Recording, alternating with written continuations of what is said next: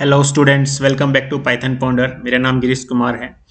आज के वीडियो में आज हम डिस्कस करेंगे पॉलीमॉर्फिज्म इन पाइथन। तो पॉलीमॉर्फिज्म होता क्या है और पाइथन में हम इसको कैसे यूज़ कर सकते हैं। तो पॉलीमॉर्फिज्म एक वर्ड है जो दो वर्ड से मिलकर बना है, पॉली और मॉर्फिज्म। तो पॉली का मतलब होता है मैनी, बहुत सारे, और मॉर्फिज्म का मतलब होता है फॉर्म्स, यानी बहुत सारे फॉर्म्स। इसको हम कैसे समझें, तो इसको हम समझते हैं। मान लीजिए एक क्लास क्रिएट करते हैं पाइथन के अंदर। क्लास के अंदर हम एक मेथड डिफाइन करते हैं, ठीक है। और फिर एक दूसरी क्लास क्रिएट करते हैं, और वही मेथड जो पहले वाली क्लास में डिफाइन किया था, क्रिएट किया था, वही हम दूसरी क्लास में भी क्रिएट करते हैं। यानी वही फंक्शन जो है पहली क्लास में क्रिएट किया, वही दूसरी क्लास में क्रिएट किया, वही तीसरी में भी करते हैं, या और भी ज़्यादा क्लास में क्रिएट करते हैं। तो फंक्शन तो एक ही क्रिएट कर रहे हैं, लेकिन वो रिजल्ट अलग अलग शो कर रहे हैं। क्यों? क्योंकि फर्स्ट क्लास में अलग कैलकुलेशन के लिए उसको क्रिएट किया है, सेकेंड क्लास में अलग कैलकुलेशन के लिए उसको क्रिएट किया है, थर्ड क्लास में अलग। तो अलग अलग कैलकुलेट करेगा फंक्शन। फंक्शन नेम एक ही होगा, लेकिन वो रिजल्ट अलग अलग प्रोवाइड करेगा। जैसे एक एग्जांपल से समझते हैं, रियल टाइम एग्जांपल। हमारे पास हमारा टेलीविजन होता है, टेलीविजन में एक रिमोट होता है, रिमोट के अंदर एक बटन होता है, उससे हम ऑन और ऑफ करते हैं टीवी। तो उसी बटन से ऑन करते हैं, उसी बटन से ऑफ करते हैं। तो फंक्शन तो एक ही है बटन, लेकिन वो क्या है, रिजल्ट अलग अलग प्रोवाइड कर रहा है।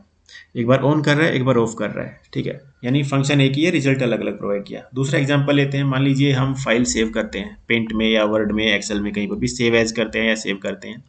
तो जब सेव करते हैं तो फंक्शन तो एक ही है, सेव, लेकिन उसको हम अलग अलग फॉर्मेट में सेव कर सकते हैं। JPG, JPEG, PNG, TXT, PDF, इस तरह से अलग अलग फॉर्मेट में उसी फाइल को सेव कर सकते हैं। यानी फंक्शन तो एक ही है, सेव, लेकिन रिजल्ट क्या है, सेव अलग अलग फॉर्मेट में सेव कर सकता है, ठीक है।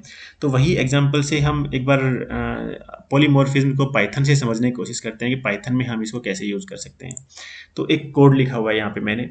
यहाँ पर क्या है कि हम एक मेंसुरेशन जो है, एक चैप्टर होता है मैथमेटिक्स में, मेंसुरेशन, जिसमें हम एरियाज कैलकुलेट करते हैं, अलग अलग शेप्स का, स्क्वायर का, रेक्टेंगल का, क्यूब, क्यूबॉइड, अलग अलग शेप्स का एरिया कैलकुलेट करते हैं। तो यहाँ पे मैंने क्या किया, एक पेरेंट क्लास डिफाइन की, मेंसुरेशन, और उसके अंदर एरिया डिफाइन किया, एक फंक्शन, ठीक है। ये पेरेंट क्लास डिफाइन कर दी, ठीक है। अब क्या करेंगे, अब हम जो है, हम क्या करेंगे, स्क्वायर और रेक्टेंगल और सर्कल अलग अलग तीन क्लास क्रिएट करेंगे। स्क्वायर यहाँ क्रिएट की, रेक्टेंगल यहाँ क्रिएट की, सर्कल यहाँ क्रिएट किया, अलग अलग।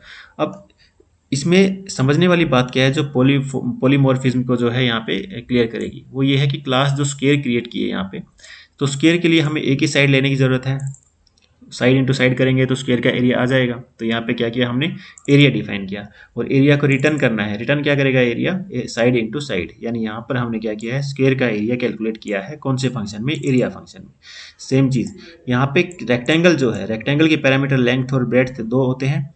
लेंथ को ब्रेड्थ से मल्टीप्लाई करेंगे तो एरिया आ जाएगा। तो इसलिए सेम वही एरिया फंक्शन जो है यहाँ पे डिफाइन किया है रेक्टेंगल के लिए, इस क्लास के लिए, लेकिन रिटर्न क्या करेगा, लेंथ इंटू ब्रेड्थ, ठीक है। यानी ये रिटर्न करेगा लेंथ इंटू ब्रेड्थ। यहाँ पे स्क्वायर के लिए क्या रिटर्न कर रहा है, साइड इंटू साइड। फंक्शन क्या है, सेम एरिया, लेकिन यहाँ पे क्या है, साइड को साइड से मल्टीप्लाई कर रहा है।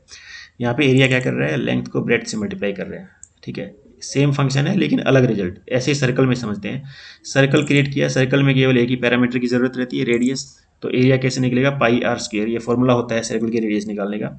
तो अब यहाँ पे एक और फंक्शन यहाँ पे डिफाइन किया, एरिया, वही वही, लेकिन यहाँ पे रिटर्न क्या करेगा, पाई आर स्क्वायर। पाई की वैल्यू कांस्टेंट होती है 3.14। रेडियस आर स्क्वायर, यानी रेडियस इनटू रेडियस। इस तरह से हमने जो है तीन क्लास क्रिएट की, तीनों के अंदर जो है एरिया फंक्शन जो है डिफाइन किया।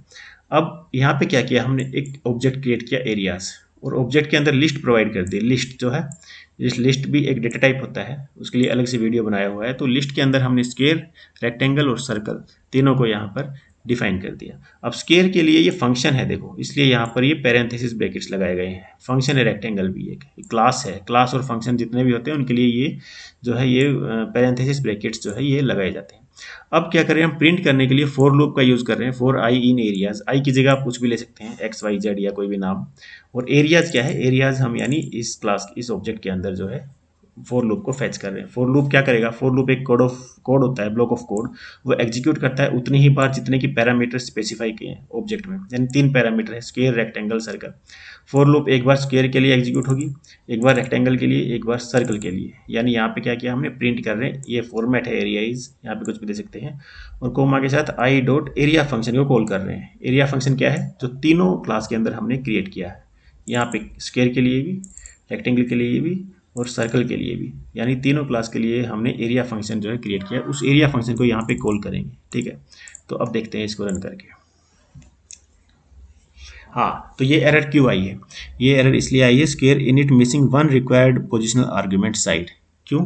क्योंकि यहाँ पे देखिए स्क्वेयर जो है, यहाँ पे हमने कोई भी जो है लेंथ, ये साइड जो दी नहीं है, साइड का क्या मतलब लेंथ है, कितने सेंटीमीटर की है, कितने मीटर की है। तो यहाँ पे क्या करेंगे, स्क्वेयर की साइड मान ले दे देते हैं 10, ठीक है।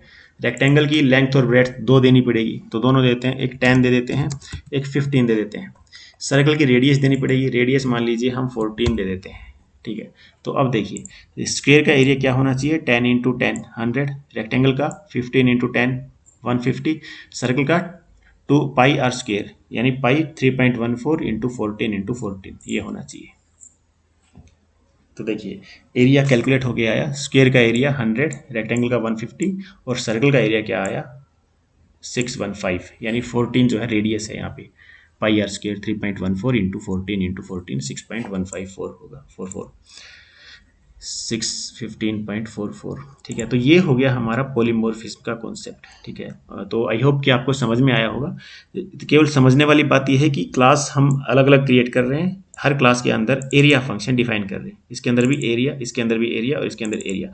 लेकिन हर एरिया जो है, स्क्वायर का एरिया अलग तरह से कैलकुलेट हो रहा है, रेक्टेंगल का एरिया अलग तरह से कैलकुलेट हो रहा है और सर्कल का एरिया अलग तरह से कैलकुलेट हो रहा है, ठीक है। प्रिंट करने का तरीका फॉर लूप यूज किया है, वैसे आप दूसरा तरीका से भी प्रिंट कर सकते हैं।